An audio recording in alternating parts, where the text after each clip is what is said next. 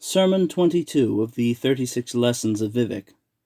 Then Vivek left his first whirling school and went back to the space that was not space. From the provisional house he looked into the middle world to find the second monster, which was called Treasurewood's Sword. Within years of the pomegranate banquet, it had become a lessening tune to the lower Velothi houses. They preached of its power, the Treasurewood sword, splinter, scintilla of the high and glorious. He who wields it becomes self-known. The warrior poet appeared as a visitation in the ancestor alcove of House Mora, whose rose-worn prince of garlands was a hero against the northern demons. Vivek congregated with the bones and said, "A scavenger cannot acquire a silk sash, and expect to discover the greater systems of its predecessor. Perfect happiness is embraced only by the weeping.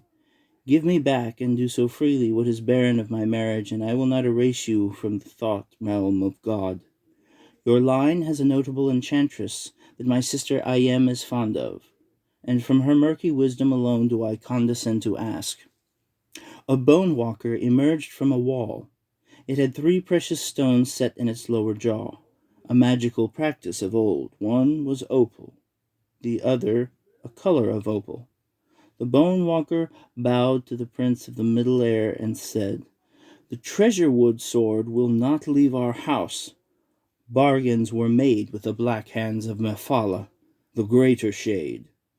Vivek kissed the precious stone and said, "Animal picture, rude walker, go back to the lamp that stays lit in the water and store no more messages of useless noise. Down!"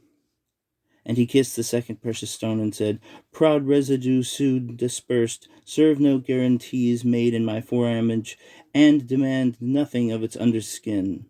I am master evermore. Down." He kissed the opal yet again. "Down I take thee." And then Vivek withdrew into the hidden places and found the darkest mothers of Morag Tong, taking them all to wife and filling them with undusted loyalty that tasted of summer salt.